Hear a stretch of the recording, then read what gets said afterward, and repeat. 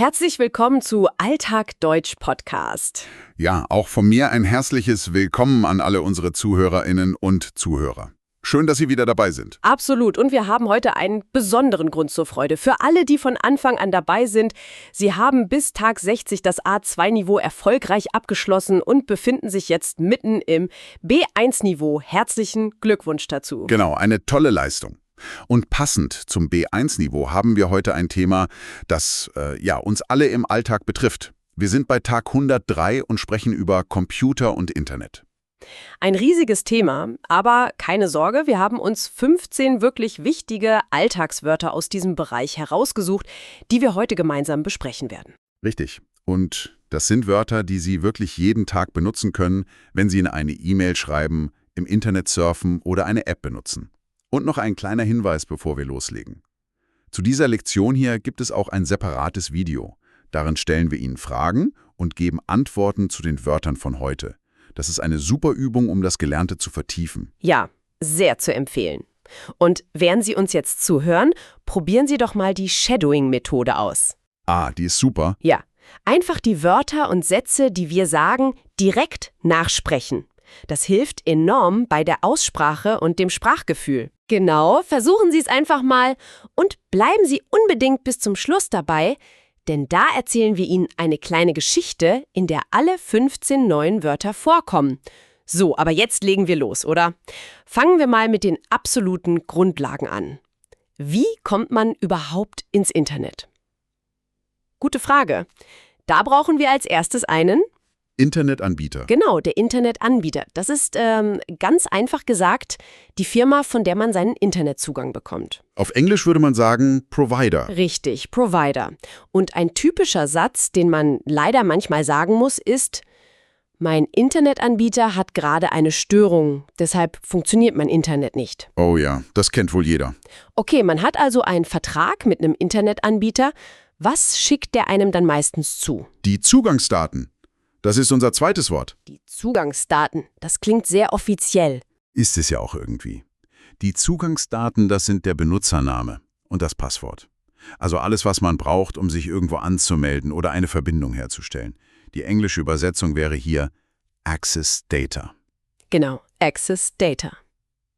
Und ein sehr, sehr häufiger Satz im Alltag ist leider: Ich habe meine Zugangsdaten für die Webseite vergessen.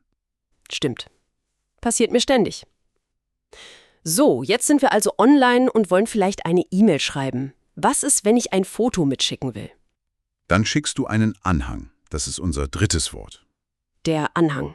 Genau.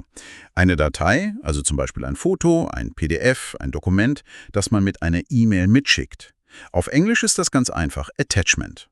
Korrekt, Attachment. Im Büro hört man oft den Satz: Die Rechnung findest du im Anhang. Okay, verstanden. Jetzt habe ich eine E-Mail mit einem wichtigen Anhang bekommen und mein Kollege braucht die auch. Was mache ich dann? Dann musst du die E-Mail weiterleiten. Das ist unser erstes Verb für heute. Weiterleiten. Ja. Weiterleiten bedeutet, eine E-Mail, die man bekommen hat, an eine andere Person zu schicken. Auf Englisch sagt man to forward. To forward. Und weil es ein Verb ist, brauchen wir natürlich die Perfektform. Hat weitergeleitet. Also zum Beispiel: Ich habe dir die E-Mail gestern weitergeleitet. Oder als Frage: Kannst du mir die E-Mail mit dem Termin bitte weiterleiten? Perfektes Beispiel. So, von den E-Mails gehen wir jetzt mal zum Surfen im Internet. Man sucht etwas bei Google, tippt ein Wort ein und was bekommt man dann? Eine lange Liste mit Links. Das ist dann das Suchergebnis. Exakt. Das Suchergebnis. Das ist die Liste von Webseiten, die eine Suchmaschine wie Google anzeigt. Search Result. Richtig, Search Result. Und wenn man Glück hat, kann man sagen: Das erste Suchergebnis bei Google war genau das, was ich gesucht habe. Das ist das beste Gefühl. Okay, beim Surfen im Internet und bei Apps geben wir ja oft persönliche Informationen an. Da gibt es in Deutschland ein sehr, sehr wichtiges Wort. Oh ja, und das ist der Datenschutz. Extrem wichtig. Der Datenschutz. Also, Datenschutz ist der Schutz von privaten, persönlichen Informationen und Daten. Wie du sagst, ein riesiges Thema hier. Die englische Übersetzung ist Data Protection. Genau, Data Protection. Ein typischer Satz wäre: Unternehmen müssen sich an strenge Regeln für den Datenschutz halten. Und das ist auch gut so. Was machen denn die Computer oder die Apps mit unseren Daten? Sie verarbeiten die Daten. Unser nächstes Verb. Verarbeiten. Okay, verarbeiten. Was genau heißt das? Das bedeutet, wenn ein Computer oder ein Programm Daten nimmt, sie nutzt und damit etwas macht, also einen Prozess ausführt. Auf Englisch würde man sagen, To process. richtig, to process. Und die Perfektform ist, Hat verarbeitet. hat verarbeitet.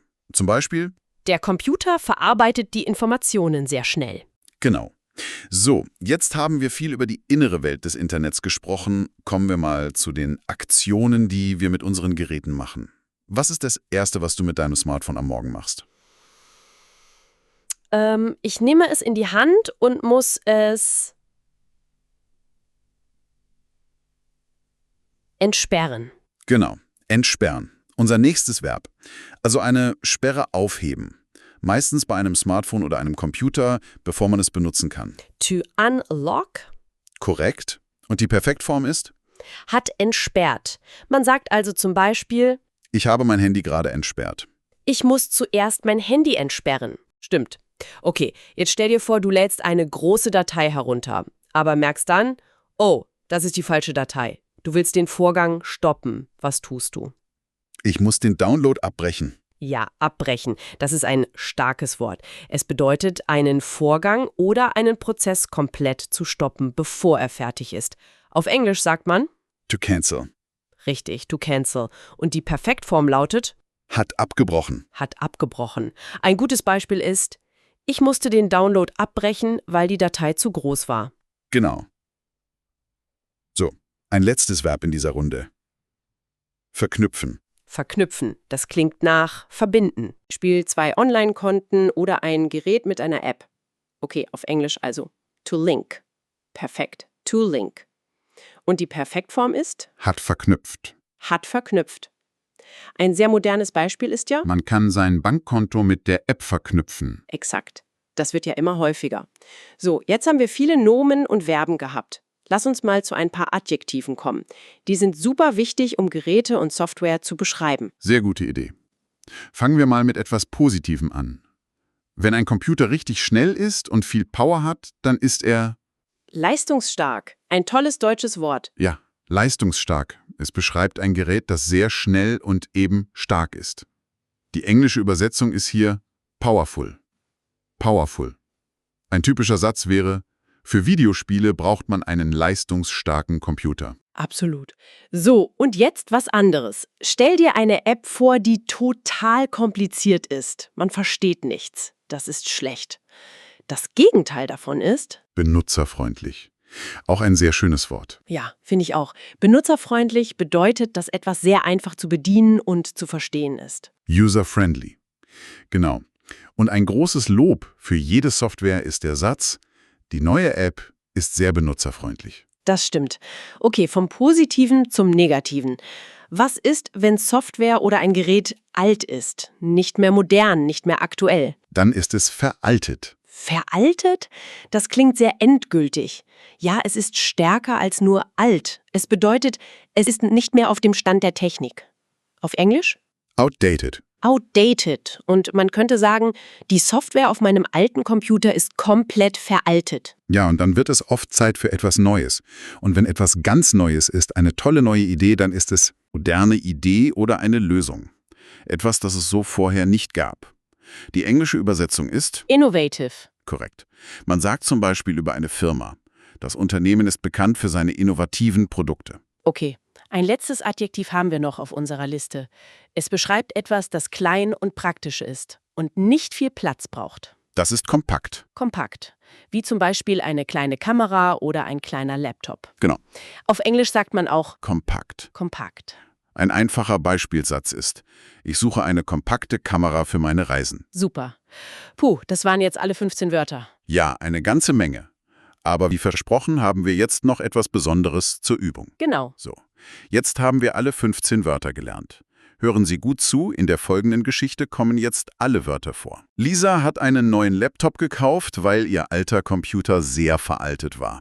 Ihr neuer Laptop ist sehr leistungsstark und außerdem schön kompakt. Mhm. Zuerst muss sie ihn entsperren, dann möchte sie eine Internetverbindung einrichten. Ihr Internetanbieter hat ihr eine E-Mail mit den Zugangsdaten geschickt. Der klassische Start. Genau. Sie muss eine Software installieren, aber sie muss den Vorgang abbrechen, weil sie die falsche Version heruntergeladen hat. Oh, ärgerlich. Ja. Danach versucht sie, ihr altes E-Mail-Konto mit dem neuen System zu verknüpfen. Ein Freund schickt ihr eine wichtige Datei im Anhang. Sie muss diese E-Mail an ihren Chef weiterleiten. Klingt nach einem normalen Arbeitstag. Absolut. Später sucht sie online nach einer Lösung für ein Problem. Das erste Suchergebnis führt sie zu einer Webseite, die sehr benutzerfreundlich ist. Dort findet sie eine innovative App.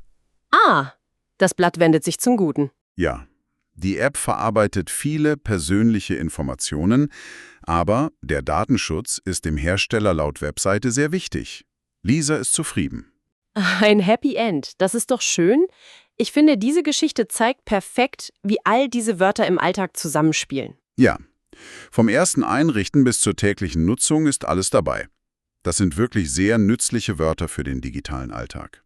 Definitiv. Und jetzt sind Sie dran. Versuchen Sie doch mal, eigene Sätze mit den neuen Wörtern zu bilden. Genau, das ist die beste Übung. Schreiben Sie Ihre Sätze zur Übung gerne unten in die Kommentare. Wir lesen das alles. Und wenn Ihnen diese Lektion gefallen hat und Sie die nächste nicht verpassen wollen, dann ist jetzt der perfekte Zeitpunkt, unseren Kanal zu abonnieren. Das würde uns sehr freuen. Morgen geht es bei uns übrigens um ein ganz anderes, aber auch sehr spannendes Thema. Oh, und was ist das? Morgen geht es bei uns um das Thema Kultur und Identität. Das klingt super interessant. Da sind wir natürlich wieder für Sie da.